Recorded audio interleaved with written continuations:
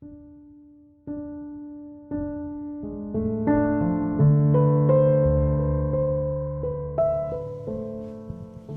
noite a todos, sejam todos bem-vindos. Aqueles que chegaram depois e não sabem, o Norinho teve imprevisto aí no finalzinho da tarde, então vocês estavam acostumados com ele, né, toda quinta-feira. Então, como ele não pode vir hoje, não pôde vir, aí a gente vai tentar suprir ele, não é fácil, né, a gente sabe, tem as histórias dele que a gente vai ficar devendo um pouco essa noite, mas vamos fazer o possível aí para tentar esclarecer o assunto para vocês. Então vamos lá. Vamos tratar de idiotia e loucura.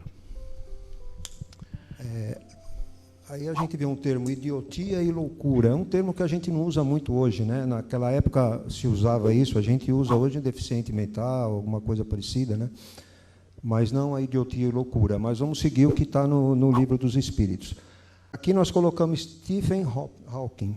Não era louco, né? Não era um idiota, muito pelo contrário, era um gênio, né? Mas a gente sabe que ele tinha uma doença motora degenerativa e impossibilitou muitos movimentos dele, inclusive a fala também, né? Então, quem assistiu o filme dele, Teoria de Tudo chama, vocês vão perceber que, a partir do momento que ele começa a ficar com esse problema dessa degeneração motora, parece que ele começa a ter mais coisa na cabeça e as coisas vão saindo.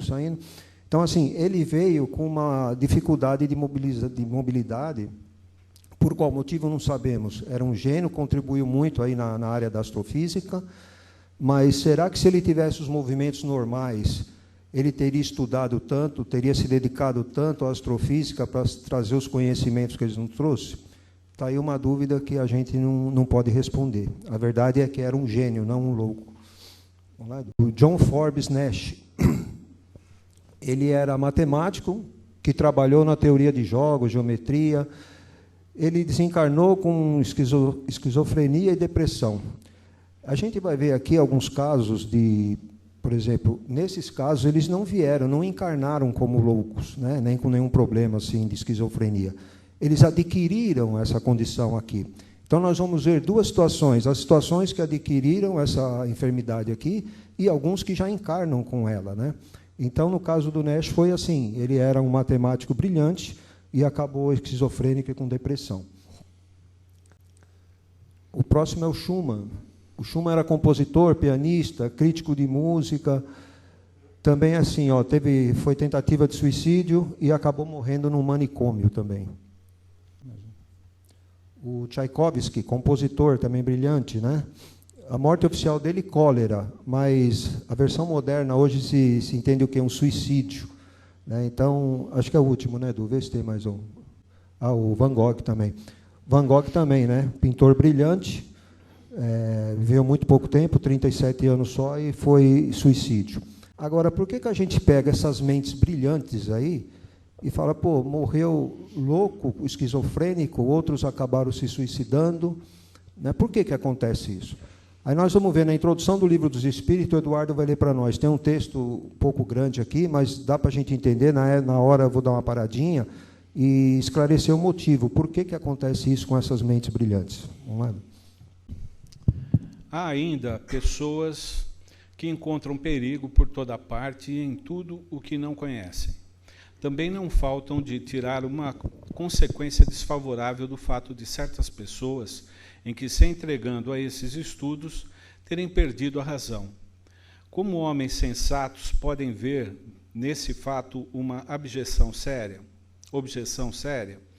Não ocorre o mesmo com todas as preocupações intelectuais sobre um cérebro fraco? Sabe-se o número de loucos e de maníacos produzidos pelos estudos matemáticos, médicos, musicais, filosóficos e outros? É preciso, por isso, banir esses estudos? O que isso prova? Pelos trabalhos corporais se estrupiam os braços e as pernas, que são os instrumentos da ação material. Pelos trabalhos da inteligência, se estrupia o cérebro, que é o instrumento do pensamento. Mas se o instrumento está quebrado, o espírito não o está por isso, ele está intacto. E quando desligado da matéria, não goza menos da plenitude de suas faculdades, de suas faculdades. É no gênero, como homem, um mártir do trabalho. Aí, dá um minutinho, Edu. O que ele está falando ali? Um trabalho braçal, por exemplo, se você força um trabalho braçal, ele fala que a gente estrupia, né? Pernas, braços, acaba danificando. A mesma coisa numa academia hoje, que tem muito disso, o pessoal vai lá, faz exercício errado, força demais, tem contusão, tem problema. Ele fala a mesma coisa com o cérebro. Então, se a pessoa força demais o cérebro dele e ele já tem uma predisposição de ter algum problema, é aí que acontece dos gênios acabarem ficando loucos. Então, é por causa que ele força demais, ele fica muito bitulado naquele determinado assunto, a vida dele é só aquilo, fica mergulhado naquilo, ou seja, ele não dá descanso para o cérebro dele. E se ele tiver a predisposição, acontece a questão aí da loucura. Todas as grandes preocupações do espírito podem ocasionar a loucura. A ciência, as artes, a própria religião fornecem seus contingentes. A loucura tem, por causa primeira, uma predisposição orgânica do cérebro que o torna mais ou menos acessível a certas impressões. Estando dada uma predisposição à loucura, esta toma o caráter da preocupação principal, que se torna, então, uma ideia fixa. Essa ideia fixa poderá ser a dos espíritos, naquele que se ocupa com eles, como poderá ser a de Deus, dos anjos, do diabo, da fortuna, do poder, de uma arte, de uma ciência, da maternidade, de um sistema político-social.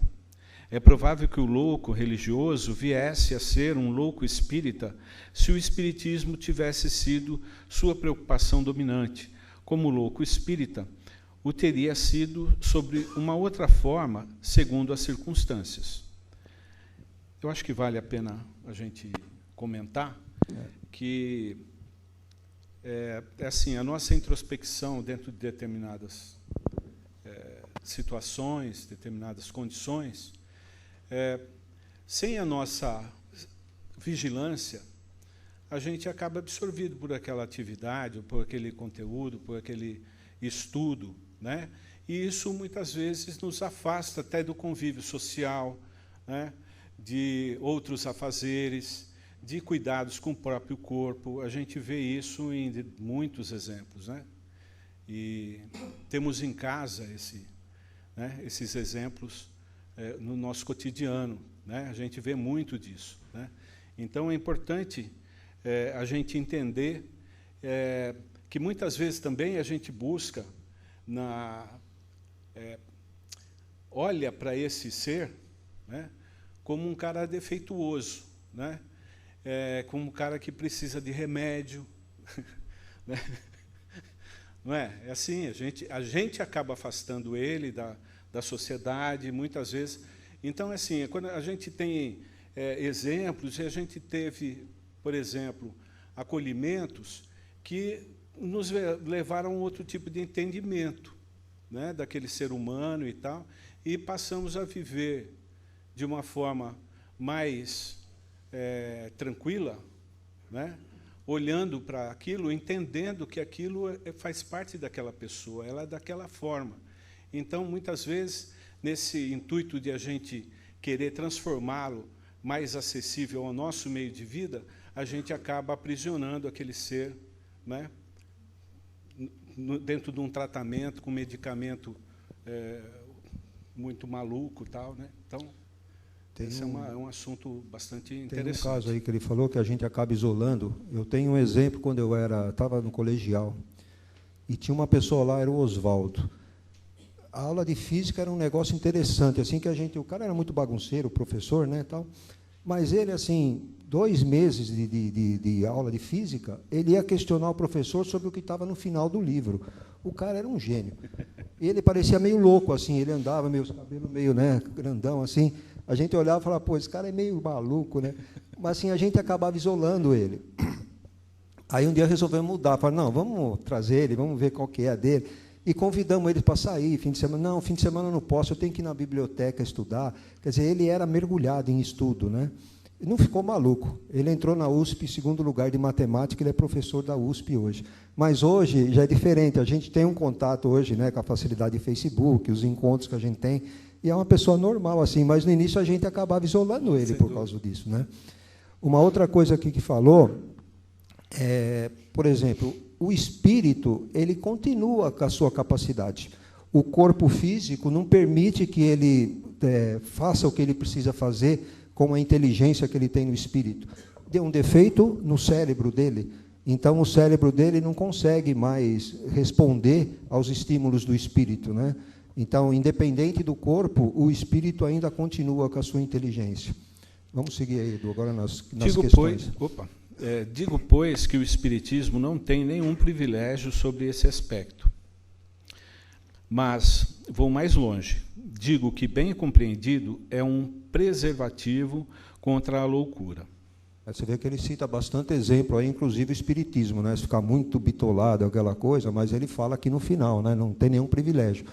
Mas, bem compreendido, é um preservativo contra a loucura, né? Então, pode estudar, viu, gente? Não tem problema nenhum, né? A gente, assim, cabe um exemplo. Então, na família, o que nos trouxe para o centro foi justamente um distúrbio, né, que aconteceu na nossa vida, tal, e a gente começou a buscar alternativas, a tratamentos, uma série de situações. Até que a gente chegou, então a gente passou por psiquiatras, passamos por psicólogo, passamos por uma série de coisas, né, que medicavam, né, que tinham um procedimento em relação àquela situação comportamental, né, e até que a gente, aqui no centro, a gente recebeu orientação para falar com o Nuber, que é um neurologista famoso de Campinas, foi diretor da Unicamp e tal, e é espírita. E nele a gente teve a resposta, né? Então, na experiência, ele falou, não tem nada isso, né? Aí não tem problema, você está buscando o quê? Um diagnóstico, né? Um nome para isso? Isso aí ele é assim, né? Ele é assim. Quem tem que mudar são vocês. Né? Então, a partir desse momento, acabou o problema. Acabou o nosso problema. Porque a gente passou a exercitar essa possibilidade de mudar a gente. Né? Hoje a gente vive, a gente carrega os nossos problemas, a gente tem, como toda família tem os problemas e tudo mais, porém, esse entendimento, né, que o Espiritismo nos trouxe foi fundamental para a gente resolver esse problema da nossa vida. Tem fundamento a opinião segundo a qual os cretinos e os idiotas têm uma alma de natureza inferior? Não, eles têm uma alma humana, muitas vezes, mais inteligente do que pensais, e que sofrem a insuficiência dos meios de que dispõe para se comunicar, do mesmo modo que o mudo sofre a de não poder falar. Aí, vamos comentar um bocadinho aí. Ele fala ali, né, muitas vezes mais inteligentes do que pensais. O espírito, é o que eu falei, ele pode ser um espírito muito inteligente, mas ele tem uma limitação física que não deixa ele expor aquilo, né, não deixa ele manifestar aquela inteligência toda dele, né. Igual ele fala ali do mudo, né? O mudo não consegue falar, mas ele sabe falar, ele vai até saber falar, mas ele não consegue porque o instrumento dele não permite. Assim é com o cérebro, com o ouvido, né? Às vezes a pessoa é surda porque ela tem um problema no ouvido, né? Tem a forma de se comunicar hoje pelos sinais, tudo, mas é isso aí, no fundo é isso. O espírito pode ser muito inteligente, né? Não é o fato dele estar restrito ali num corpo onde a mente dele não está trabalhando, que ali dentro tem alguma pessoa, algum espírito que é idiota ou inferior ou coisa assim. Não é nada disso. Ele pode ser muito mais inteligente do que muitos de nós. Pode ser que no trajeto evolutivo dele ele tenha se comprometido em algumas... Nós vamos ver isso aí mais para frente um pouquinho. Em algumas vidas, e está passando por esse processo, né, com impedimentos de determinada ordem que vão ajudá-lo nesse progresso. Né? Qual o objetivo da providência criando seres infelizes como os cretinos e os idiotas? São os espíritos em punição, habitando corpos de idiotas. Esses espíritos sofrem pelo constrangimento que experimentam e pela impossibilidade de se que se encontram de se manifestarem por meio de órgãos não desenvolvidos ou desarranjados. Aí, o que o Eduardo falou, né? São espíritos em punição. Alguma coisa ele fez lá no passado e que ele tem que vir dessa maneira. E ele vai aprender alguma coisa dessa maneira? Vai, porque o espírito sabe da condição dele. Ele sabe que ele não consegue se manifestar. Então, por dentro, a gente até vai ver na frente, mas vamos falar, vai. Ele pode estar lá tendo que resgatar alguma coisa, está consciente daquilo, ele está consciente que está passando por aquilo, mas tem alguns que não aguentam. E aí entra o suicídio. É a mesma coisa um qualquer que se suicida. De repente a prova está tão difícil que ele resolve fugir dessa prova e se suicida. Eles também não é diferente, pode acontecer a mesma coisa. A prova está tão difícil para eles, aquela tortura preso no corpo, não conseguindo se manifestar. Então, muitos deles aguentam, né? Suportam aquilo, sabem o que estão passando, mas tem uns que não aguentam, né? Acaba se levando ao suicídio. Não é exato. Só um minutinho, Edu, só comentar uma coisa. Às vezes a gente vê uma pessoa assim, ali não fala nada sobre isso, mas na literatura tem muito disso. A gente vê uma pessoa daquele jeito, não dá para a gente falar assim, nossa, aí fez alguma coisa terrível no passado, está pagando. Às vezes não, viu, gente? Às vezes ele veio como uma missão para ele se adiantar mais, ou os pais deles tinham que passar por aquilo. De repente, vou chutar aqui, os pais, numa vida anterior, não cuidaram bem dos filhos, não deram o carinho, o amparo que o filho precisava. E, de repente, agora, com o filho numa condição dessa, ele depende muito dos pais, e os pais têm que ficar em cima deles. Então, às vezes, o problema não é dele. O problema, quem tem que resgatar, às vezes, são os familiares também. Então, a gente precisa ter muito cuidado, né? Não julgar nada, tá? Não é exato, então, dizer que os órgãos não têm influência sobre as faculdades? Jamais dissemos que os órgãos não tivessem influência. Eles têm uma influência muito grande sobre a manifestação das faculdades, porém não dão às faculdades, e aí está a diferença. Um bom músico com um mau instrumento não fará boa música, e isso não o impedirá que seja um bom músico. É necessário distinguir o estado normal do estado patológico. No estado normal, o moral suplanta o obstáculo que lhe opõe à matéria. Mas existem casos em que a matéria oferece uma resistência tal que as manifestações são obstadas ou desnaturadas, como na idiotia e na loucura. São casos patológicos e, nesse estado, a alma, não gozando de toda a sua liberdade, a própria lei humana a isenta da responsabilidade dos seus atos. Ele fala ali, né, que não são os órgãos, né, que dão as faculdades. Os órgãos é uma forma que o espírito tem de se manifestar e manifestar a faculdade dele, né? Senão seria muito simples, né? Qualquer um podia nascer um Einstein da vida, né? Um outro gênio qualquer aí, né? Porque ele tem um cérebro fenomenal, a Santo Agostinho. Então, qualquer um podia nascer com um órgão que permitisse que fosse daquela forma, sem esforço nenhum.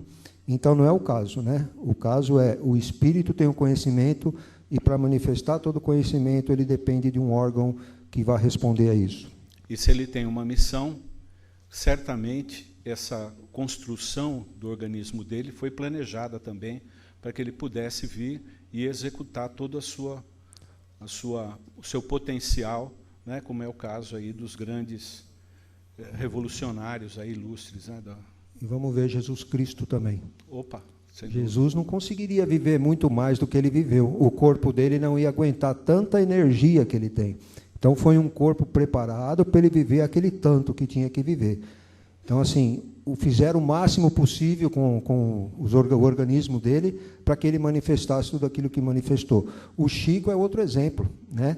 Aquela mediunidade toda que ele tinha, o corpo dele também sofria muito. Ele sofria muitas enfermidades, mas o corpo dele estava ali suportando, até que suportou bastante, 92 anos. Então, assim, mas era um corpo preparado, né? Então, é isso aí.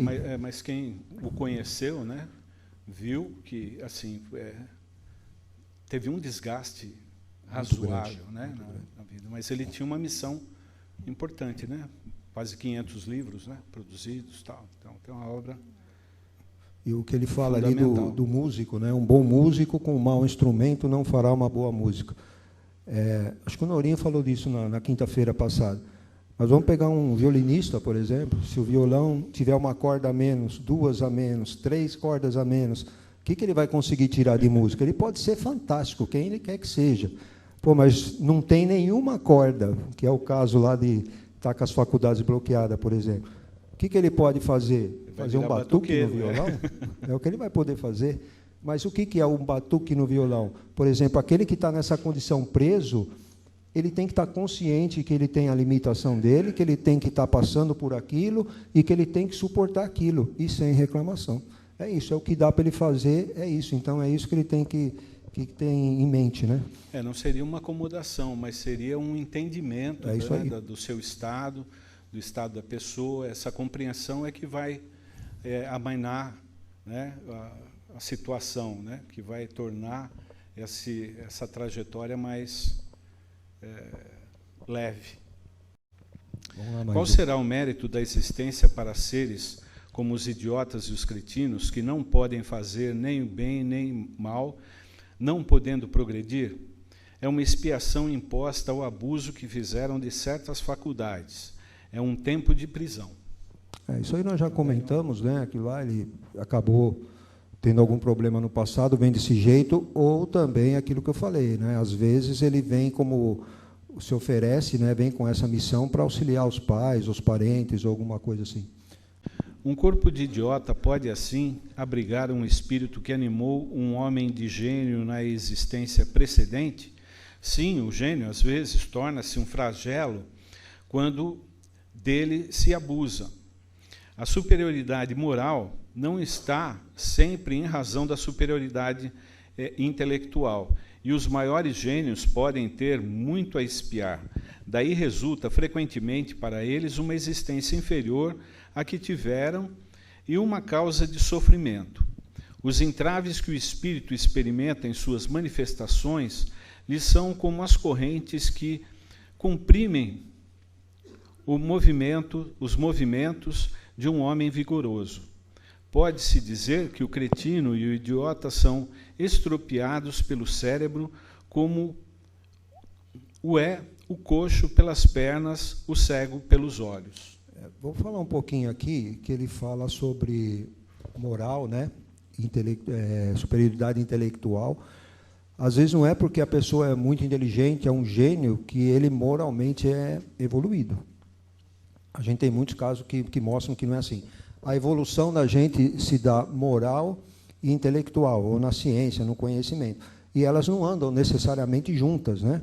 Então, às vezes, você vem, reencarnou, você desenvolve alguma coisa na área intelectual, de conhecimento, mas não na moral. Depois, uma outra vez, você vem, desenvolve um pouco mais a moral e nem tanto o conhecimento. Então, vamos pegar, por exemplo, Hitler. Ele era um gênio, esse cara. Inteligentíssimo, mas olha como que ele era, né? Qual era a moral que ele teve, né? O que ele aprontou, e muitos outros, né? A gente tem muitos exemplos aí na literatura, na história, que mostra isso. Não é porque é inteligente que é moralmente desenvolvido. O idiota no estado de espírito tem consciência do seu estado mental? Sim, muito frequentemente. Ele compreende que as cadeias que entravam seu voo são uma prova e uma expiação. Nós já falamos isso, né? Ele está ali preso, mas ele tem consciência do que está acontecendo. Qual é a situação do espírito na loucura? O espírito, no estado de liberdade, recebe diretamente suas impressões e exerce diretamente sua ação sobre a matéria. Encarnado, porém, encontra-se em condições muito diferentes e na contingência de só o fazer com a ajuda de órgãos especiais. Que uma parte ou o conjunto desses órgãos seja alterada, sua ação ou suas impressões, naquilo que concerne a esses órgãos, ficam interrompidas. Se ele perde os olhos, torna-se cego. Se perde o ouvido, torna-se surdo, etc. Imagina agora que o órgão que preside aos efeitos da inteligência e da vontade seja parcial ou inteiramente atacado ou modificado e te será fácil compreender que o espírito, não tendo mais a seu serviço senão os órgãos incompletos ou os desnaturados, deve lhe resultar uma perturbação, da qual por si mesmo e no seu foro íntimo tem perfeita consciência, mas não é o Senhor para deter o curso. Está aí esclarecido, né? Ele tem, no foro íntimo dele, ele tem consciência do que está acontecendo, não consegue mudar o que está acontecendo. Se não suportar, às vezes se leva ao suicídio, mas às vezes se suporta, né? Vai enfrentar a prova dele. O fato dele enfrentar essa prova difícil, com resignação, isso pode dar um adiantamento muito grande para ele lá, né? Então, assim, ele sabe de tudo, sabe o que está acontecendo e tem que suportar. É aquele entrevado, né, que teve uma isquemia, que teve algum derrame, né, que tem toda a consciência, a vida dele lá está lá dentro, né, não pode se expressar, é dependente, né, e muitas vezes a gente esquece que existe ali um cara inteligente ali dentro daquele corpo ali, né? E quantos casos no coma? Que a pessoa fala, está em coma, mas eu falo com ele, ele entende tudo. Quantos casos tem assim também, né? Então o espírito tem a consciência. Vamos, acho que dá para fazer mais uma, Edu, depois nós deixa para o Norinho. Isso, a gente encerra.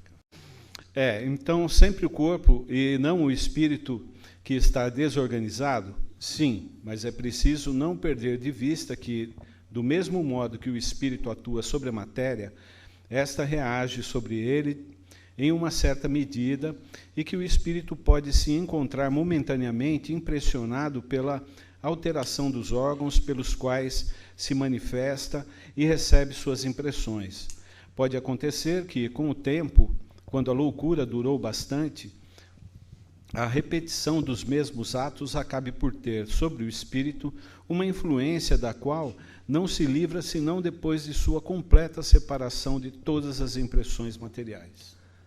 Aí a gente vê que o espírito ele atua sobre o corpo, mas as impressões que o corpo recebe do meio também interferem no espírito, ele acaba sentindo. Nós vamos pegar as obras do André Luiz aí, a gente vai ver um monte de casos assim. O espírito sente frio, ele sente fome, ele está não sei o quê. Mas por que ele sente frio, sente fome? Ele não tem mais o corpo. Como é que ele sente o frio ou sente fome, essas coisas? É porque ele ainda traz a impressão do corpo material. É a mesma coisa aqui. Quando ele desencarna, dependendo do tempo que ele passa nessa situação, ele leva para o plano espiritual aquela impressão ainda também, né? Da loucura, ele fica meio perdido. E demanda um certo tempo, de acordo com o tempo que ele ficou nessa condição, é um tempo ou mais que ele vai levar lá para poder despertar, né? Então, ele não tem muito conhecimento do que aconteceu na época que ele estava com esse problema, mas a hora que ele chega lá no plano espiritual, aos poucos ele vai se livrando dessas impressões e volta a um estado normal. É o próprio André Luiz, né? no nosso lar, ele era um fumante, né? Inveterado e tal, e trouxe esse problema também para o plano espiritual. E a gente recebe, né, esses irmãos que recorrem à mesa, que são os nossos obsessores, que são dependentes do álcool, são dependentes do fumo, são dependentes de tudo mais, e estão do nosso lado porque precisam dessa sensação ainda. Aí é ficando do nosso lado que eles conseguem ela, né? Isso aí. Acho que tem... Vamos encerrar, deixar para o Naurinho. As duas últimas é tranquila. Tá, assim ele aproveita e dá uma pincelada no restante. Aí o que nós não falamos, ele acaba falando, né? Isso. Então, vamos para a segunda parte agora. Pedindo que vocês fiquem em oração, pedindo pelos irmãos que vão ser atendidos na mesa também, e pedindo por vocês, né? Que vocês puderem colaborar na mesa, e no pedido que vocês fizerem também, para que sejam atendidos aqui, tá bom?